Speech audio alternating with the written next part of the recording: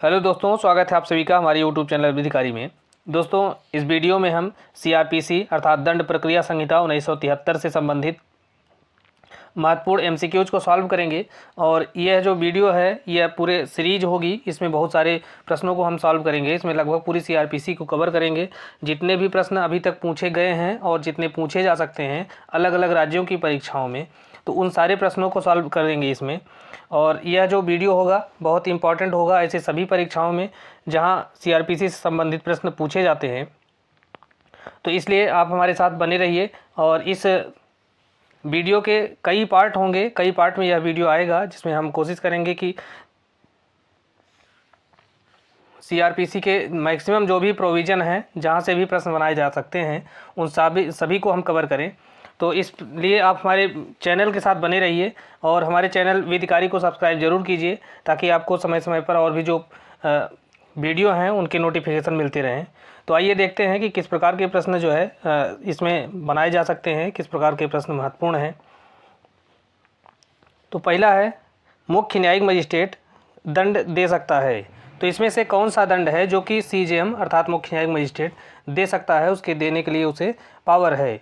तो धारा 29 के अंतर्गत देखेंगे सीआरपीसी में, तो उसमें मजिस्ट्रेट की दंड देने की जो शक्तियां दी गई हैं, उसके तहत जो मजिस्ट्रेट मुख्य न्यायिक मजिस्ट्रेट होता है वह 7 वर्ष तक की अवधि तक का जो कारावास की सज़ा और अधिकतम जो जुर्माने की राशि है वो कोई भी दे सकता है, क्योंकि इसमें जुर्माने की राशि अधिकतम कितनी होगी इसके बारे में नहीं बताया गया है। और इसके अलावा इसमें यह भी बताया गया है कि जो फर्स्ट क्लास मजिस्ट्रेट होगा अर्थात प्रथम वर्ग जो मजिस्ट्रेट होगा वह 3 वर्ष तक का कारावास और 10,000 रुपये तक का जुर्माना की सज़ा दे सकता है। इसके अलावा जो सेकेंड क्लास मजिस्ट्रेट है वह 1 वर्ष तक का कारावास और 5,000 रुपये तक के जुर्माने की सज़ा दे सकता है। इसके अलावा इसी में यह भी बताया गया है कि जो मुख्य न्यायिक मजिस्ट्रेट होगा और जो मुख्य महानगर मजिस्ट्रेट होगा, इन दोनों की जो शक्तियाँ होंगी वो समान होंगी। और इसी प्रकार से जो एमएम है अर्थात महानगर मजिस्ट्रेट है, मेट्रोपॉलिटन मजिस्ट्रेट है, उसकी जो शक्तियाँ होंगी वह न्यायिक मजिस्ट्रेट जो फर्स्ट क्लास का है उसके बराबर होंगी। नेक्स्ट क्वेश्चन है, इसमें से पूछा है कि कौन सा सही सुमेलित नहीं है। तो परिवाद की परिभाषा धारा 2D के अंतर्गत दी गई है, तो ये सुमेलित है। पुलिस रिपोर्ट की परिभाषा 2R के अंतर्गत दी गई है। निर्णय की अंतर्वस्तु यह धारा 354 के अंतर्गत दी गई है। जबकि पीड़ित प्रतिकर स्कीम या पीड़ित प्रतिकर योजना के बारे में जो प्रावधान है यह धारा 357 के अंतर्गत नहीं है, बल्कि धारा 357A के अंतर्गत दिया गया है। तो इस प्रकार से ये जो चौथा है यह सुमेलित नहीं है। नेक्स्ट है, एक दांडिक कार्यवाही जो समनीय नहीं है वह किसके द्वारा अभिखंडित की जा सकती है या किसके द्वारा वह समाप्त की जा सकती है। तो इसकी जो कार्यवाही है वह हाई कोर्ट के द्वारा अपनी जो अंतर्निहित शक्तियां हैं जो 482 के अंतर्गत दी गई हैं सीआरपीसी में, तो अपनी इस अंतर्निहित शक्तियों का प्रयोग करते हुए अगर कोई मामला तुच्छ है या तंग करने वाला है तो अपनी इस शक्ति का प्रयोग करते हुए जो उच्च न्यायालय है उस मामले को अभिखंडित कर सकता है। नेक्स्ट है, कथन ए है कि जहां अभियुक्त व्यक्ति ने दोषी होने का अभिवचन किया है और ऐसे अभिवचन के आधार पर दोष सिद्ध किया गया है तो वहाँ कोई अपील नहीं होगी। तो ये कथन है यह सही है और इसके बारे में जो प्रावधान है यह धारा 375 के अंतर्गत दिया गया है।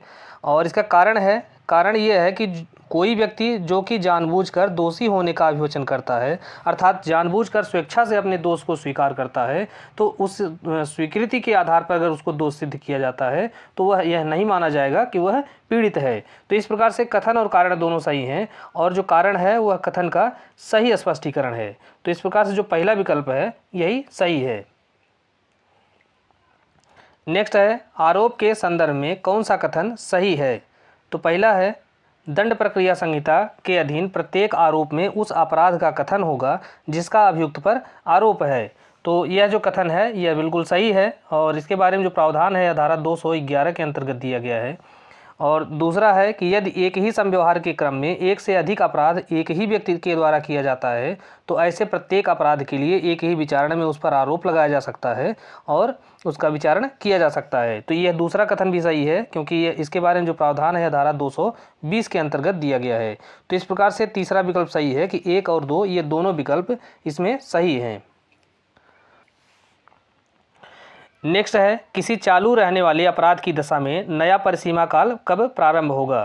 तो नया परिसीमा काल कब प्रारंभ होगा, तो परिसीमा काल के बारे में जो प्रावधान है वो धारा 469 के अंतर्गत दिया गया है कि कब कोई परिसीमा काल प्रारंभ होगा।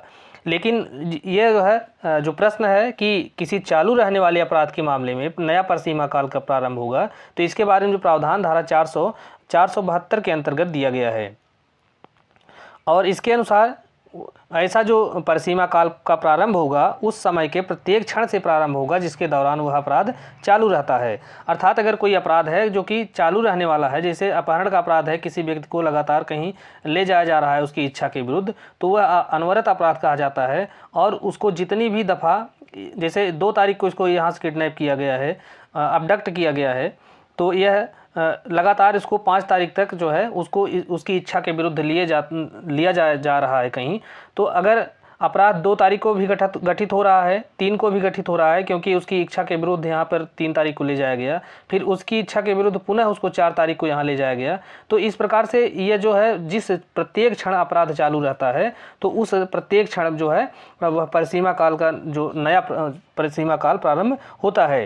तो इस प्रकार से यह जो है अंतिम अपराध या जिस क्षण वह अपराध चालू रहता है तो उस क्षण के दौरान उसका जो है परिसीमा काल का प्रारंभ माना जाता है। नेक्स्ट है सुमेलित करने के लिए, तो इसमें से लगभग सभी सुमेलित हैं। इसमें पहला है अग्रिम जमानत, तो इसके बारे में जो प्रावधान है वो धारा 438 के अंतर्गत किया गया है। परिवाद पर संज्ञान, ये धारा 190 में इसके बारे में प्रावधान है। न्यायालय की भाषा क्या होगी, इसके बारे में प्रावधान धारा 272 के अंतर्गत दिया गया है। और अभ्यासिक अपराधियों से सदाचार के लिए प्रतिभूति जो है यह धारा 110 के अंतर्गत ली जाती है। तो इस प्रकार से ये जो चारों विकल्प हैं ये सभी सुमेलित हैं। नेक्स्ट है सीआरपीसी की निम्नलिखित में से कौन सी धारा आपराधिक विधि संशोधन अधिनियम 2018 के द्वारा संशोधित की गई थी। तो 2018 में इसमें से धारा 173 के अंतर्गत संशोधन किया गया है। और 173 के अंतर्गत में भी जो 173 का खंड 1A है इसके अंतर्गत संशोधन किया गया है। और इसमें जो है संशोधन करके यह प्रावधान किया गया है कि अगर किसी शिशु से बलात्कार किया जाता है तो ऐसी स्थिति में ऐसे अपराध का जो अन्वेषण है वह 2 माह के अंतर्गत पूरा किया जाएगा। इसके पहले जो है 2018 के पहले यह जो अवधि थी यह 3 महीने थी कि शिशु से बलात्कार के मामले में जो इन्वेस्टिगेशन है वो 3 महीने के अंदर पूरा किया जाएगा। लेकिन इस 2018 के संशोधन के तहत यह प्रावधान कर दिया गया है कि यह जो अन्वेषण है यह 2 माह के अंतर्गत पूरा किया जाएगा। और इसके साथ साथ धारा 374 जो सीआरपीसी है इसके अंतर्गत भी संशोधन करके खंड 4 इसमें नया जोड़ा गया है। और इसमें यह कहा गया है कि ऐसे जो अपराध होते हैं उसका जो इन्वेस्टिगेशन 2 माह के अंतर्गत पूरा किया जाएगा। लेकिन 374 के अंतर्गत यह प्रावधान किया कि इस अपराध का जो अपील होगी तो वह जो अपील है वह ऐसी अपील दाखिल किए जाने की तारीख से 6 माह के अंदर उसको निस्तारित किया जाएगा। तो ये 2 प्रावधान 2018 में जोड़े गए हैं। नेक्स्ट सूत्र, किसी भी व्यक्ति को एक ही हेतु के लिए 2 बार तंग नहीं किया जाना चाहिए। तो यह जो सिद्धांत है, यह जो सूत्र है सीआरपीसी की किस धारा के अंतर्गत स्थान प्राप्त करता है। तो यह जो है धारा 300 के अंतर्गत इसका बारे में प्रावधान किया गया है कि अगर किसी व्यक्ति को किसी अपराध में दोष सिद्ध या दोष मुक्त कर दिया जाता है तो उस व्यक्ति का उसी अपराध के लिए पुनः विचारण नहीं किया जाएगा उन्हीं वाद हेतुकों को लेकर। नेक्स्ट, जबकि भारतीय दंड संहिता की धारा 376 घ के अधीन पारित दंडादेश के विरुद्ध सीआरपीसी की धारा 374 के अंतर्गत अपील दाखिल की जाती है तो अपील का निपटारा कितने दिन के भीतर होगा। तो अभी हमने बताया ऊपर कि इसके बारे में जो 374 है सीआरपीसी में, इसमें जो है संशोधन किया गया है 2018 में। तो और यह प्रावधान किया गया है कि जबकि लैंगिक अपराधों में जो कोई अपराध किया जाता है तो उस अपराध के आदेश के विरुद्ध जो अपील होगी वह ऐसी अपील का जो है निपटारा कर दिया जाएगा। तो यह जो प्रावधान है धारा 374 में खंड 4 जोड़ा गया है 2018 के संशोधन अधिनियम के द्वारा। और यह जो प्रावधान 6 महीने के अंदर उसका जो है अपील का निपटारा किया जाएगा। नेक्स्ट है सीआरपीसी का कौन सा प्रावधान बंदी प्रत्यक्षीकरण रिट के समान है। तो बंदी प्रत्यक्षीकरण रिट के समान जो है वह धारा 97 है, क्योंकि धारा 97 के अंतर्गत यह प्रावधान किया गया है कि जब किसी व्यक्ति को अवैध रूप से कहीं निरुद्ध किया जाता है तो ऐसी स्थिति में जो मजिस्ट्रेट है उस व्यक्ति की तलाशी के लिए वारंट जारी कर सकता है और उसे इसके अलावा धारा 91 को देखेंगे तो इसमें जो है दस्तावेज पेश करने के लिए समन के बारे में प्रावधान किया गया है। और धारा 93 के अंतर्गत है कि तलाशी वारंट कब जारी किया जा सकता है। तलाशी वारंट के बारे में प्रावधान धारा 93 के अंतर्गत दिया गया है। और धारा 96 के अंतर्गत है कि समाहरण की घोषणा को अपास्त करने के लिए हाई कोर्ट में आवेदन किया जाना, तो इसके बारे में प्रावधान धारा 96 के अंतर्गत दिया गया है। नेक्स्ट है सीआरपीसी की धारा 166A के अंतर्गत जब तलाशी भारत से बाहर होती है तो दांडिक न्यायालय क्या जारी करता है। तो 166A के अंतर्गत जब तलाशी लिया जाना है और भी तलाशी भारत के बाहर ली जानी है तो ऐसी स्थिति में जो दांडिक न्यायालय है या जो क्रिमिनल कोर्ट है वह अनुरोध पत्र या लेटर ऑफ रिक्वेस्ट जारी करता है। नेक्स्ट, जमानत एक नियम है और कारागार एक अपवाद है। तो यह जो कथन है यह सर्वोच्च न्यायालय के द्वारा किस केस में किया गया था। तो यह केस थी मोतीराम बनाम मध्य प्रदेश राज्य, यह 1978 का केस है। इसी केस में सर्वोच्च न्यायालय ने कहा कि जमानत एक नियम है और कारागार एक अपवाद है, अर्थात अमूमन किसी व्यक्ति को जमानत दे दी जानी चाहिए और आपवादिक परिस्थितियों में ही किसी व्यक्ति को कारागार में भेजा जाना चाहिए। नेक्स्ट है गिरफ्तार व्यक्ति की डॉक्टरी जांच के लिए दंड प्रक्रिया संहिता की किस धारा के अंतर्गत प्रावधान किया गया है। तो डॉक्टरी जांच के लिए जो प्रावधान है यह धारा 53 में भी है, लेकिन 53 में जो है यह रजिस्टर्ड मेडिकल प्रैक्टिशनर जो है अर्थात पंजीकृत चिकित्सा व्यवसायी के द्वारा इसमें धारा 53 और 53A के अंतर्गत किया जाता है। जबकि धारा 54 के अंतर्गत ये जो MO होते हैं अर्थात मेडिकल ऑफिसर, ये चिकित्सा अधिकारी के द्वारा जो है मेडिकल परीक्षण किया जाता है।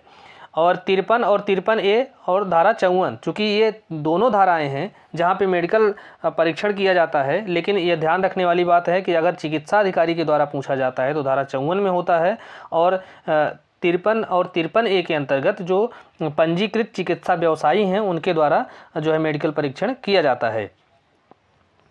इसके अलावा जो है धारा 55 के अंतर्गत है कि जब पुलिस अधिकारी वारंट के बिना गिरफ्तार करने के लिए अपने अधीनस्थ को नियुक्त करता है तब क्या प्रक्रिया अपनाई जाएगी। और धारा 64 के अंतर्गत है सरकारी सेवक पर समन की तामील के बारे में प्रावधान धारा 64 के अंतर्गत किया गया है।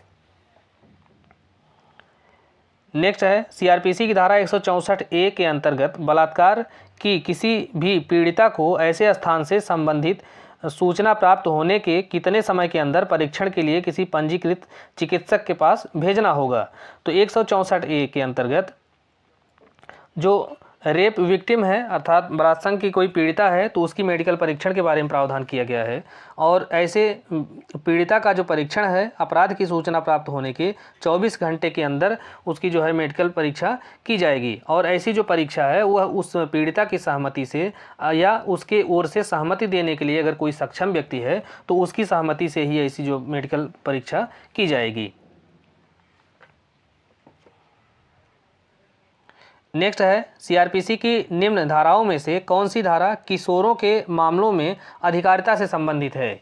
तो किशोरों के मामले में अधिकारिता से संबंधित जो धारा है वो धारा 27 है। और धारा 27 के संदर्भ में एक महत्वपूर्ण बात यह है कि जो धारा 27 में किशोर व्यक्ति है तो 16 वर्ष या उससे कम के आयु के व्यक्ति को ही उसमें किशोर माना गया है। तो इसमें जो है अमूमन हर जगह जो किशोर है या वयस्क है उसकी आयु 18 वर्ष जो है मानी जाती है, लेकिन धारा 27 के संदर्भ में ये चीज़ें जो है याद रखने वाली चीज़ है। इसके अलावा धारा 25 के अंतर्गत APO अर्थात जो सहायक अभियोजन अधिकारी हैं इनके बारे में प्रावधान किया गया है।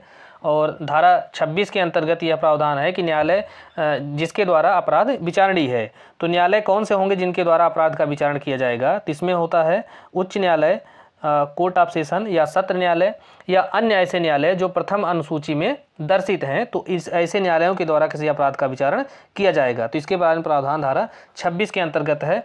और धारा 28 के अंतर्गत यह बताया गया है कि ऐसे कौन से दंड हैं जो कि उच्च न्यायालय और सत्र न्यायालय कौन से दंड हैं जो कि दे सकते हैं। तो इसमें यह बताया गया है कि हाई कोर्ट और सत्र न्यायालय जो है वह विधि द्वारा विहित कोई भी दंडादेश दे सकते हैं। इसके अलावा 29 को भी इसके साथ में ही देखना जरूरी है, क्योंकि 29 में जो है 28 में हाई कोर्ट और सत्र न्यायालय की दंड देने की शक्ति के बारे में प्रावधान है। और धारा 29 के अंतर्गत जो मजिस्ट्रेट के दंड देने की शक्ति के बारे में प्रावधान किया गया है। नेक्स्ट है सीआरपीसी की निम्न किस धारा में प्रथम सूचना रिपोर्ट की संवैधानिक परिभाषा दी गई है। तो एफआईआर अर्थात प्रथम सूचना रिपोर्ट की जो परिभाषा है वह सीआरपीसी में कहीं भी दी नहीं गई है, अर्थात सीआरपीसी में एफआईआर को कहीं परिभाषित नहीं किया गया है। और एफआईआर कैसे दर्ज किया जाएगा, इसका जो प्रक्रिया क्या होगी, इसका प्रोविज़न जो है धारा 154 के अंतर्गत दिया गया है और ये जो है परिभाषा इसकी कहीं भी नहीं दी गई है सीआरपीसी में।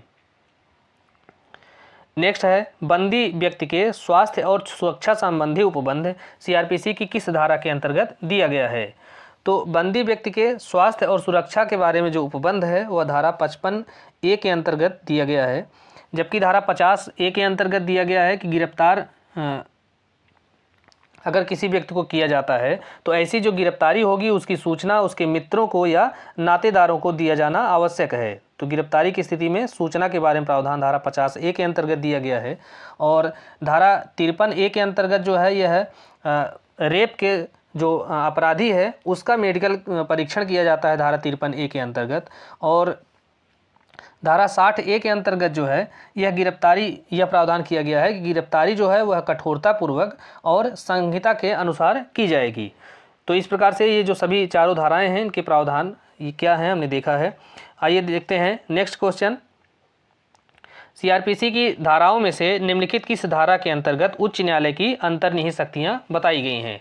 तो हाई कोर्ट की अंतर्निहित या इनहेरेंट पावर जो है वो धारा 482 के अंतर्गत बताई गई है।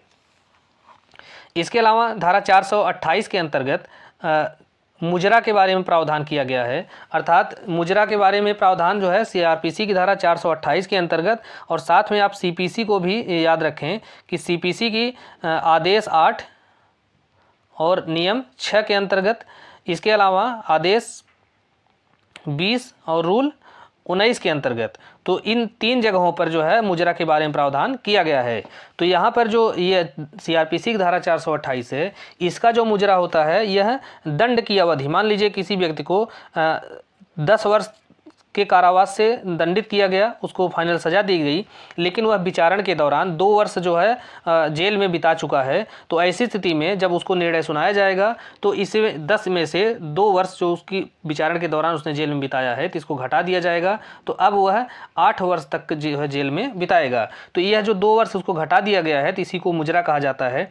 और सीपीसी में यही धन का मुजरा होता है जो कि धारा आदेश 8 नियम 6 के अंतर्गत और आदेश 20 नियम 19 के अंतर्गत जिसके बारे में प्रावधान किया गया है।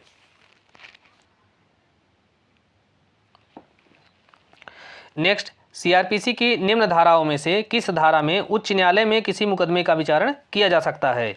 तो हाई कोर्ट में किसी मामले का ट्रायल के बारे में जो प्रावधान है वो धारा 474 के अंतर्गत दिया गया है, अर्थात धारा 474 के तहत किसी मामले का जो विचारण है वह उच्च न्यायालय में किया जा सकता है।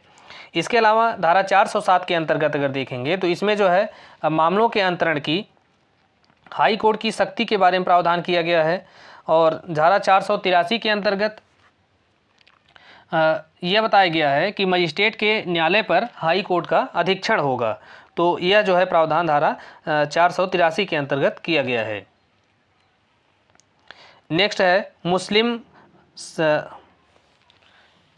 महिला तलाक पर अधिकारों का संरक्षण अधिनियम 1986 जो है इसके लागू होने के बाद मुस्लिम महिलाओं को गुजारा भत्ता पाने हेतु धारा 125 जो सीआरपीसी का जो प्रावधान है तो इसका जो क्षेत्राधिकार क्या है किया गया है इसे प्रतिधारित कर लिया गया है। अब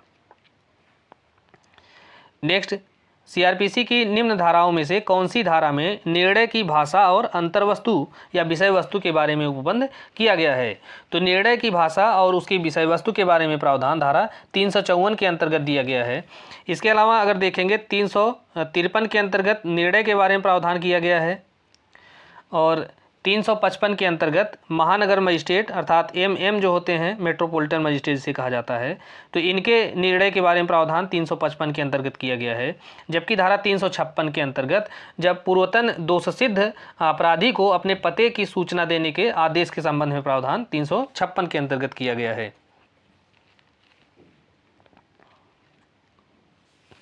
नेक्स्ट, सीआरपीसी की निम्न धाराओं में से किस धारा के अंतर्गत बताया गया है कि द्वितीय श्रेणी मजिस्ट्रेट संक्षिप्त विचारण कर सकता है?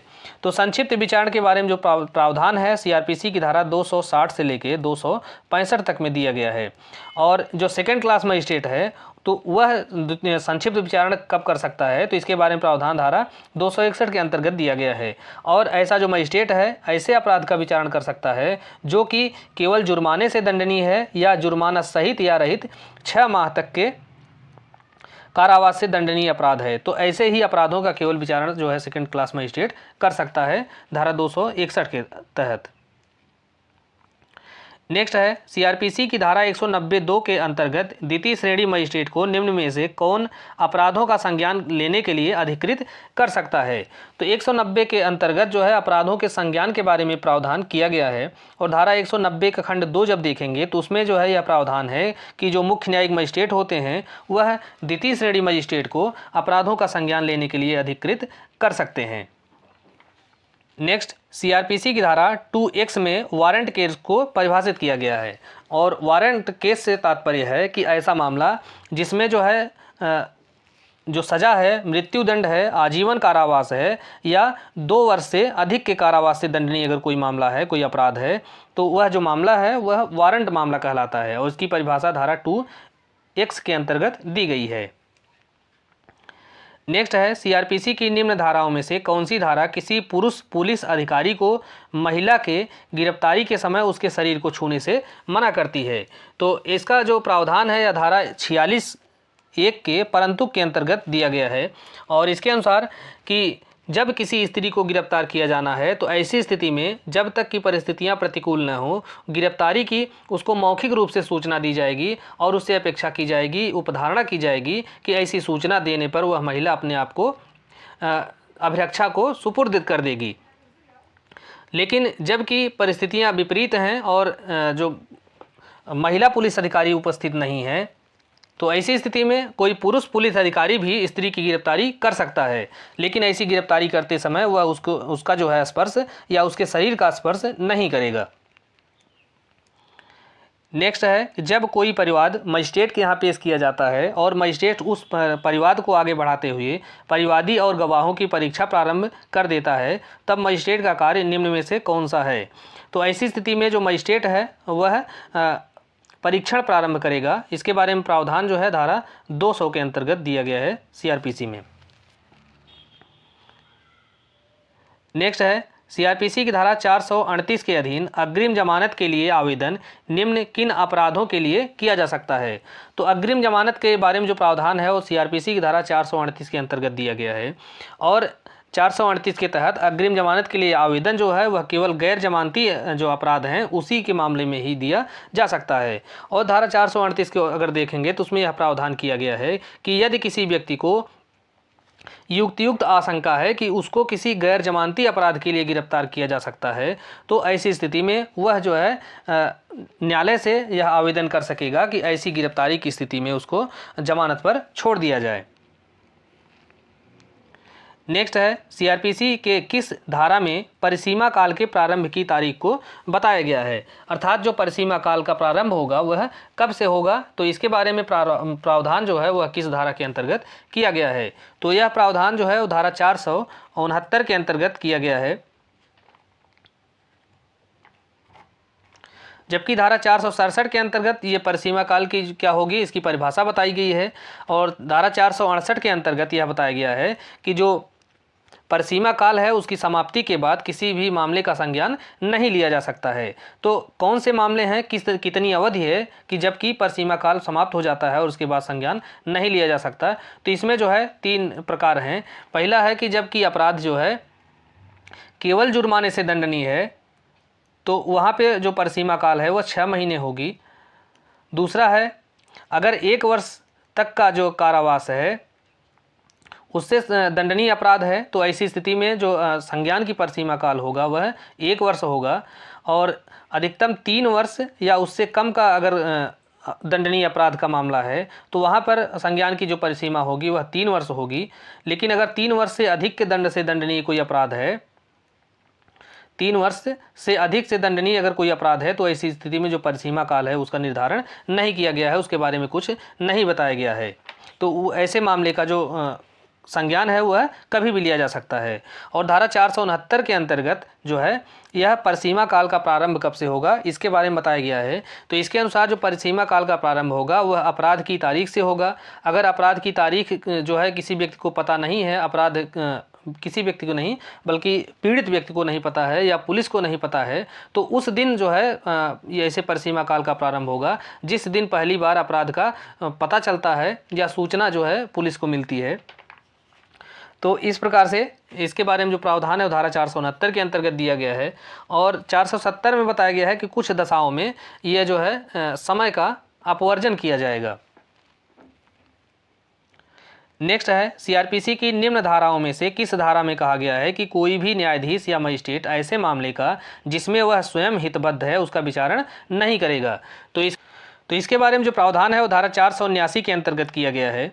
और इसमें यह बताया गया है कि अगर वह मामला जिसमें न्यायाधीश या मजिस्ट्रेट स्वयं जो है पर्सनल रूप से उसमें इंटरेस्टेड हैं या वैयक्तिक रूप से हितबद्ध हैं तो वे जो है उस मामले का विचारण नहीं करेंगे। तो यह जो धारा है वह नेचुरल जस्टिस या जो है फेयर ट्रायल के सिद्धांत पर आधारित है। इसके अलावा जो है यह धारा 478 के अंतर्गत ये बताया गया है कि कुछ दशाओं में कार्यपालक मजिस्ट्रेट को सौंपे गए कार्यों को परावर्तित करने की शक्ति के बारे में प्रावधान यह जो धारा 478 के अंतर्गत दिया गया है। और जबकि धारा 477 में है हाई कोर्ट की नियम बनाने की शक्ति है। और हाई कोर्ट जो है राज्य सरकार की पूर्व मंजूरी से ही ऐसे नियम को बना सकता है। इसके अलावा जो 482 है इसमें जो है उच्च न्यायालय की अंतर्निहित शक्तियों के बारे में प्रावधान किया गया है। नेक्स्ट है सीआरपीसी के निम्नलिखित में से कौन सी धारा अपराध शब्द को परिभाषित करती है। तो अपराध की जो परिभाषा है वो धारा 2N के अंतर्गत दी गई है सीआरपीसी में।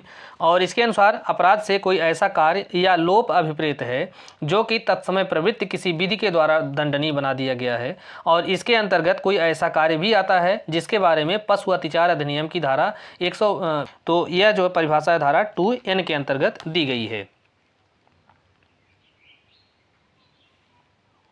नेक्स्ट है सीआरपीसी के अंतर्गत सौदा अभिभाग या प्ली बार्गेनिंग के लिए आवेदन कौन कर सकता है। तो प्ली बार्गेनिंग के बारे में जो प्रावधान है यह धारा 265A से लेकर 265L तक के अंतर्गत दिया गया है। और इसके अंतर्गत जो आवेदन है वह अभियुक्त व्यक्ति के द्वारा किया जाता है। और ऐसा जो आवेदन है उस न्यायालय में किया जाता है जिसमें कि अपराध विचारणीय है। और जो अपराध होगा 7 वर्ष से कम के दंड से दंडनीय होना चाहिए। तो ऐसे मामले में ही जो है प्ली बार्गेनिंग के लिए आवेदन किया जा सकता है। नेक्स्ट है सीआरपीसी के अंतर्गत 3 वर्ष से अधिक के कारावास से दंडनीय अपराध के लिए वाद दायर करने हेतु जो परिसीमा काल का निर्धारण है वह क्या होगा। अर्थात अगर कोई मामला 3 वर्ष से अधिक के कारावास से दंडनीय है तो ऐसी स्थिति में जो परिसीमा काल होगा वह क्या होगा संज्ञान लेने की। तो 3 वर्ष से अधिक के मामले में परिसीमा जो अवधि है वह निर्धारित नहीं की गई है। और इसके बारे में जो प्रावधान है धारा 268 के खंड 2 के अंतर्गत किया गया है। नेक्स्ट है उच्चतम न्यायालय ने किस वाद में यह निर्धारित किया कि बलात्कार के मामलों का निपटारा मध्यस्थता के द्वारा नहीं किया जा सकता है। तो यह बहुत महत्वपूर्ण क्वेश्चन है। ये इसमें एक बहुत महत्वपूर्ण डिसीजन भी है। यह मध्य प्रदेश राज्य बनाम मदन लाल का केस है। सर्वोच्च न्यायालय के द्वारा इसमें निर्णय दिया गया है और 2015 का निर्णय है ये। तो इसमें जो है कहा गया कि बलात्कार एक गंभीर अपराध है और इसका निपटारा किसी भी तरीके से मध्यस्थता के द्वारा नहीं किया जाना चाहिए। और इसमें महत्वपूर्ण निर्णय देते हुए सर्वोच्च न्यायालय ने कहा कि किसी भी परिस्थिति में इस मामले में समझौता नहीं किया जा सकता है। और अगर आरोपी जो है यहाँ पीड़िता से शादी कर लेता है तो ऐसे शादी कर देने से जो अपराध है उसकी गंभीरता कम नहीं हो जाती है और जो अपराधी है वह छूट नहीं सकता है। तो यही जो निर्णय है मध्य प्रदेश राज्य बनाम मदन लाल का केस है उसमें दिया गया था। नेक्स्ट है सीआरपीसी की निम्न धाराओं में से कौन सी धारा कहती है कि जब तक अन्यथा उपबंधित न हो कोई अपील नहीं हो सकती है। तो इसके बारे में प्रावधान धारा 372 के अंतर्गत दिया गया है। नेक्स्ट सीआरपीसी की निम्न किस धारा के अंतर्गत वे अनियमितताएं बताई गई हैं जो कि प्रक्रिया को दूषित नहीं करती हैं। तो कौन सी अनियमितताएं हैं जो कि कार्यवाही को या प्रक्रिया को दूषित नहीं करती हैं, तो इसके बारे में प्रावधान धारा 460 के अंतर्गत बताया गया है। और वे कौन सी अनियमितताएं हैं जो कि कार्यवाही को दूषित करती हैं, तो इसके बारे में प्रावधान धारा 461 के अंतर्गत दिया गया है। नेक्स्ट, निम्न प्रकरणों में से किस एक में सर्वोच्च न्यायालय ने तेजाब हमले में घायल व्यक्ति के चिकित्सकीय इलाज के लिए निर्देश जारी किए हैं? अर्थात जो एसिड अटैक है, इसमें किस केस में सर्वोच्च न्यायालय ने निर्णय दिया है कि चिकित्सकीय या मेडिकल जो ट्रीटमेंट के लिए खर्च लगता है उसको दिया जाना चाहिए, उसका निर्धारण। तो यह जो केस है लक्ष्मी बनाम भारत संघ का, यह 2015 का केस है और एसिड अटैक के ऊपर यह लीडिंग केस है। और इसमें जो है सर्वोच्च न्यायालय ने कुछ गाइडलाइन भी जारी किया था और तेजाब के विक्रय पर, खुलेआम विक्रय जो होता है उस पर रोक लगाई थी। और इसमें जो है यह निर्णय दिया कि मेडिकल खर्च के लिए कम से कम 3 लाख रुपए जो है दिया जाना चाहिए। नेक्स्ट है, दंड प्रक्रिया विषय भारत के संविधान की किस अनुसूची के अंतर्गत आता है? तो सीआरपीसी जो है यह समवर्ती सूची के अंतर्गत आती है। नेक्स्ट है, दंड प्रक्रिया संहिता की किस धारा में हुई अनियमितताएं जो विचारण को दूषित करती हैं, यह बताई गई हैं। तो अभी हमने देखा है कि धारा 461 के अंतर्गत वे अनियमितताएं हैं जो कि कार्यवाही को दूषित करती हैं, जबकि धारा 460 के अंतर्गत वे अनियमितताएं हैं जो कि कार्यवाही को दूषित नहीं करती हैं। नेक्स्ट है, सीआरपीसी की धारा 2D में जो परिवाद की परिभाषा दी गई है, तो परिवाद में जो है कैसे अपराध से संबंधित है, अर्थात किस प्रकार के अपराध का परिवाद किया जा सकता है। तो यह जो प्रश्न है यह 2013 में पूछा गया है पीसीएसजे की परीक्षा में, 2013 नहीं 2015 में पूछा गया है। तो परिवाद जो है यह संज्ञेय और असंज्ञेय, यह दोनों प्रकार के मामलों में परिवाद किया जा सकता है। नेक्स्ट, सीआरपीसी की निम्न किस धारा के अंतर्गत यह कहा गया है कि गिरफ्तार व्यक्ति को गिरफ्तारी के बाद 24 घंटे के अंदर मजिस्ट्रेट के समक्ष प्रस्तुत किया जाना आवश्यक है या आज्ञापक है? तो इसके बारे में प्रावधान धारा 57 के अंतर्गत किया गया है। इसके अलावा धारा 51 में गिरफ्तार किए गए व्यक्तियों की तलाशी के बारे में प्रावधान है और धारा 56 के अंतर्गत गिरफ्तार किए गए व्यक्ति को मजिस्ट्रेट या पुलिस थाने के भारसाधक अधिकारी के समक्ष ले जाए जाने के संबंध में प्रावधान किया गया है। और धारा 59 के अंतर्गत जो पकड़े गए व्यक्ति हैं उनका कब उन्मोचन किया जाएगा, इसके बारे में प्रावधान किया गया है। नेक्स्ट है, सीआरपीसी के किस धारा के अंतर्गत भरण पोषण के लिए जो भत्ता दिया जाता है उसमें परिवर्तन के बारे में प्रावधान किया गया है? तो भरण पोषण भत्ते में परिवर्तन के बारे में जो प्रावधान है यह धारा 127 के अंतर्गत किया गया है। और ऐसा जो परिवर्तन है वह तब किया जा सकता है जबकि मान लीजिए अगर भरण पोषण का आदेश जो है पत्नी को दिया गया है और पत्नी क्या करती है कि वह पुनः विवाह कर लेती है कहीं अन्यत्र, तो ऐसी स्थिति में वह भत्ते का परिवर्तन कर दिया जाएगा। और अगर वह किसी जो निश्चित धनराशि है वह जो कि किसी रूढ़ जन्य या अपनी जो पर्सनल लॉ है उसके तहत कोई निश्चित धनराशि है, अगर उस धनराशि को यह प्राप्त कर लेती है तो वहाँ पर भी भरण पोषण भत्ते में बदलाव किया जा सकता है। इसके अलावा अगर वो महिला जो है वह पत्नी जो है वो अपने अधिकारों का स्वेच्छापूर्वक त्याग कर देती है तो ऐसी स्थिति में या अगर परिस्थितियों में परिवर्तन कर दिया हो जाता है तो इन सब मामलों में जो भरण पोषण भत्ता है उसमें परिवर्तन किया जा सकता है या उसमें बदलाव किया जा सकता है। तो इसके संबंध में जो प्रावधान है वो धारा 127 के अंतर्गत दिया गया है। इसके अलावा धारा 125 के तहत भरण पोषण का आदेश दिया जाता है और धारा 126 में यह भरण पोषण आदेश किस प्रकार से दिया जाएगा, उसका प्रवर्तन कैसे होगा, इसकी प्रक्रिया बताई गई है। और धारा 128 के अंतर्गत जो आदेश है वह प्रवर्तित कैसे किया जाएगा तो उसके बारे में प्रावधान किया गया है। नेक्स्ट, सीआरपीसी की धारा 438 के अधीन अग्रिम जमानत निम्नलिखित प्रकार के अपराधों के लिए है, अर्थात जो अग्रिम जमानत का प्रावधान है वह किस प्रकार के अपराधों के लिए लागू होता है। तो अग्रिम जमानत जो है वह केवल गैर जमानती अपराधों के मामलों में ही दिया जा सकता है, जमानती अपराधों में नहीं, क्योंकि जमानती अपराध में तो जमानत जो है अधिकार स्वरूप प्राप्त की जाती है, तो ऐसी स्थिति में वहाँ पर अग्रिम जमानत के संबंध में कोई प्रावधान नहीं है। नेक्स्ट, सीआरपीसी की धाराओं में से किस धारा में संज्ञेय अपराध को परिभाषित किया गया है? तो संज्ञेय अपराध की जो परिभाषा है यह धारा 2C के अंतर्गत दिया गया है। इसके अलावा धारा 2A के अंतर्गत जमानती अपराध को परिभाषित किया गया है और धारा 2B के अंतर्गत आरोप को परिभाषित किया गया है और धारा 2I है ये, तो 2I के अंतर्गत न्यायिक कार्यवाही को परिभाषित किया गया है। नेक्स्ट, राज्य सरकार के द्वारा दंडादेश के विरुद्ध अपील दंड प्रक्रिया संहिता की किस धारा के अंतर्गत की जाती है? तो राज्य सरकार के द्वारा जो है धारा 377 के तहत अपील की जाती है दंडादेश के विरुद्ध, और ऐसी जो अपील है यह कोर्ट ऑफ सेशन में की जा सकती है और हाई कोर्ट में भी की जा सकती है। इसके अलावा धारा 375 के अंतर्गत कुछ मामलों में जबकि अभियुक्त जो है अपना अपराध स्वीकार करता है तो वहाँ पर अपील करने से प्रतिबंध लगाया गया है, अर्थात ऐसी स्थिति में अपील नहीं होगी जबकि जो अभियुक्त है वह अपने दोषी होना स्वीकार कर लेता है। और धारा 376 के अंतर्गत छोटे मामलों में अपील नहीं होगी, इसके बारे में प्रावधान किया गया है। और आगे जो है धारा 379 के अंतर्गत यह प्रावधान है कि कुछ मामलों में उच्च न्यायालय के द्वारा दोष सिद्ध किए जाने के विरुद्ध अपील, तो इसके बारे में प्रावधान धारा 379 के अंतर्गत किया गया है। नेक्स्ट, किसी गर्भवती स्त्री के मृत्यु दंड को आजीवन कारावास के रूप में लघुकरण कौन कर सकता है? तो इसके बारे में जो प्रावधान है वो धारा 416 के अंतर्गत दिया गया है, और इसके अनुसार कि जब कोई स्त्री को मृत्यु दंड दिया जाता है और वह जो स्त्री है गर्भवती पाई जाती है तो ऐसी स्थिति में जो उच्च न्यायालय है वह दंडादेश को आजीवन कारावास के रूप में उसका लघुकरण कर सकता है। नेक्स्ट है, दंड प्रक्रिया संहिता की कौन सी धारा यह उपबंध करती है कि सत्र न्यायालय द्वारा दिए गए मृत्यु दंड का निष्पादन करने से पूर्व उच्च न्यायालय के द्वारा उसकी पुष्टि किया जाना आवश्यक है? तो इसके बारे में जो प्रावधान है वह धारा 366 के अंतर्गत दिया गया है, और इसके अनुसार अगर कोई सत्र न्यायालय के द्वारा मृत्यु दंड पारित किया जाता है तो उसकी जो उच्च न्यायालय के द्वारा पुष्टि किया जाना आवश्यक है, और ऐसी जो पुष्टि होगी वह कम से कम 2 जजों के द्वारा की जाती है। नेक्स्ट है, मृत्यु दंड की पुष्टि के लिए उच्च न्यायालय के कम से कम कितने न्यायाधीशों के हस्ताक्षर की आवश्यकता होती है? तो अभी हमने बताया है कि जो मृत्यु दंड जो पारित किया जाता है सत्र न्यायालय के द्वारा उसको हाई कोर्ट के समक्ष भेजा जाता है उसकी पुष्टि के लिए।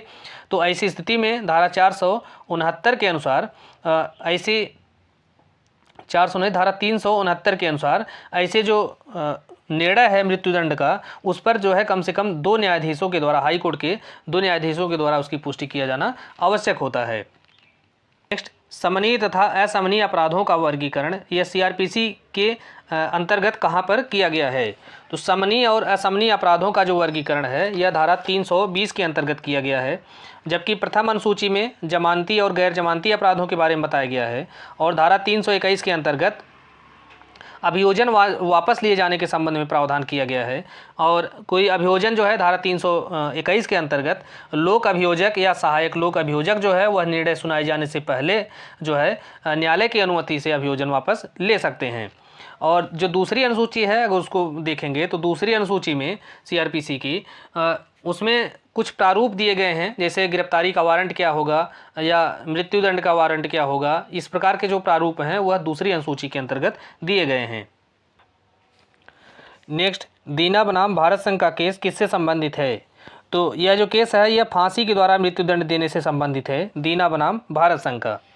दोस्तों, इस प्रकार से इस वीडियो में हमने 50 प्रश्नों को सॉल्व किया है, और आगे भी और भी वीडियो इस पर जल्दी ही मिलेंगे, और हमारी ये कोशिश रहेगी कि इसमें हम मैक्सिमम जो MCQs हैं वो आपको प्रोवाइड करा सकें, ताकि जो है इससे संबंधित जो भी प्रश्न किसी भी स्टेट में पूछे जाएं तो वहाँ पर आपको कोई विशेष दिक्कत ना हो और आपको मैक्सिमम प्रश्न जो है हमारे वीडियो से मिल सके। तो इस प्रकार के और भी वीडियो पाने के लिए आप हमारे चैनल को सब्सक्राइब जरूर कीजिए, और हमें आपकी प्रतिक्रिया का भी इंतज़ार रहेगा। आपको वीडियो कैसा लगा हमको कमेंट करके ज़रूर बताइएगा, और धन्यवाद।